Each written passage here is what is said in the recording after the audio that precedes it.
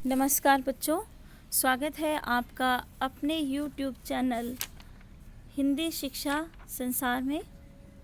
बच्चों, कवि उमाशंकर जोशी की 2 कविताएं हमारी पाठ्य पुस्तक में सम्मिलित हैं, जिसमें से एक छोटा मेरा खेत हम कर चुके हैं और दूसरी कविता है बगुलों के पंख। यह कविता प्रकृति के सौंदर्य से संबंधित है और इसमें कवि ने जिस दृश्य का वर्णन किया है वो है कि आकाश में काले काले बादल छाए हुए हैं, शाम का समय है, सफ़ेद पंखों वाले बगुले पंक्तिबद्ध होकर आकाश में उड़ रहे हैं और इस दृश्य को कवि देखता ही रह जाता है। कवि को लगता है कि इस दृश्य ने उसकी आंखें चुरा ली हो। पूरी की पूरी इतनी छोटी सी कविता में एक इसी दृश्य के जादू को, इसी दृश्य के सौंदर्य को कवि ने वर्णित किया है। तो सबसे पहले कविता का आदर्श वाचन कर लेते हैं। कविता है बगुलों के पंख। नभ में पांति बंधे बगुलों के पंख, चुराए लिए जाती वे मेरी आँखें।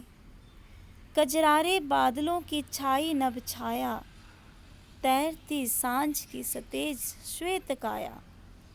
होले होले जाती मुझे बांध निज माया से, उसे कोई तनिक रोक रखो।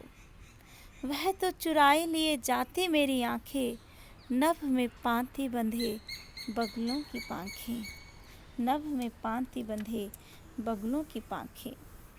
शब्दार्थ: नभ आसमान, पांति बंधे पंक्तिबद्ध, पंक्ति में।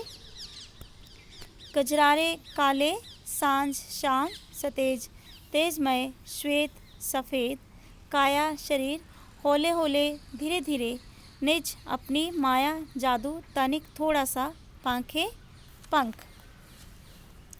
तो अब कविता की एक एक पंक्ति की हम व्याख्या पहले कर लेते हैं। नभ में पांति बंधे बगुलों के पंख, चुराए लिए जाती वे मेरी आँखें।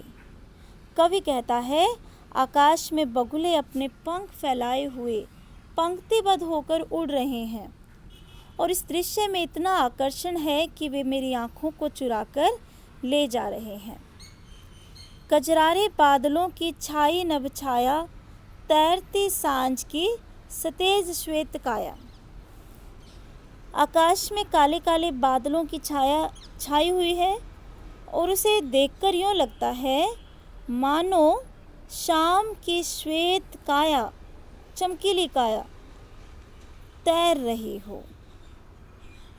होले होले जाती मुझे बांध निज माया से, और ये शाम आहिस्ता आहिस्ता आकाश में विहार करती हुई ऐसा लगता है जैसे ये धीरे धीरे मुझे अपने जादू से बांध रही हो। उसे कोई तनिक रोक रखो। कवि कहता है कि सुंदर दृश्य कहीं मेरी आँखों से ओझल ना हो जाए, इसलिए वो कहता है कि इस दृश्य को ज़रा रोक कर रखो। मैं इस दृश्य को और देर तक देखना चाहता हूँ, क्योंकि वह तो चुराए लिए जाती मेरी आँखें, नभ में पांति बंधे बगुलों की पाँखें। इस दृश्य में इतना आकर्षण है कि पंख फैलाकर उड़ते हुए बगुले आकाश में से उड़ते हुए बगुले जब पंख फैलाकर काले काले बादलों के ऊपर से नज़र आते हैं, तो इस दृश्य में इतना आकर्षण है कि वो मेरी आँखों को बांध देता है। मेरी आँखें टकटकी लगाकर उस दृश्य की तरफ देखती रहती है। मैं उस जादू के वश में हो जाता हूँ, उसके वशीभूत हो जाता हूँ, उसके आकर्षण में बंध जाता हूँ। अरे इस दृश्य को कोई रोक कर रखो, मैं इसके सौंदर्य में डूबा जा रहा हूँ। तो इसकी व्याख्या को हम पढ़ लेते हैं कि कवि आकाश में छाए काले काले बादलों में पंक्ति बनाकर उड़ते हुए बगुलों के सुंदर सुंदर पंखों को देखता है। कवि कहता है कि मैं आकाश में पंक्तिबद्ध बगुलों को उड़ते हुए एकटक देखता रहता हूँ। ये दृश्य मेरी आँखों को चुरा ले जाता है। काले काले बादलों की छाई नभ पर छाया ऐसी प्रतीत होती है जिसे सायंकाल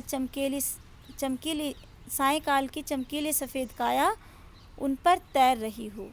ये दृश्य इतना आकर्षक है कि अपने जादू से यह मुझे धीरे धीरे बांध रहा है, मैं उसमें खोता जा रहा हूँ। कवि आह्वान करता है कि इस आकर्षक दृश्य के प्रभाव को कोई रोके। वह इस दृश्य के प्रभाव से बचना चाहता है, परंतु यह दृश्य तो कवि की आंखों को चुरा कर ले जा रहा है। आकाश में उड़ते पंक्तिबद्ध बगुलों के पंखों में कवि की आंखें अटक कर रह जाती है, उलझ कर रह जाती है। तो इसका शिल्प सौंदर्य, कवि ने प्रकृति को मानवीय क्रियाएं करते दिखाया है, अतः मानवीकरण अलंकार है। तैरती सांझ की सतेज श्वेत काया शाम जैसे तैर रही हो काले काले बादलों पर, तो मानवीकरण अलंकार है।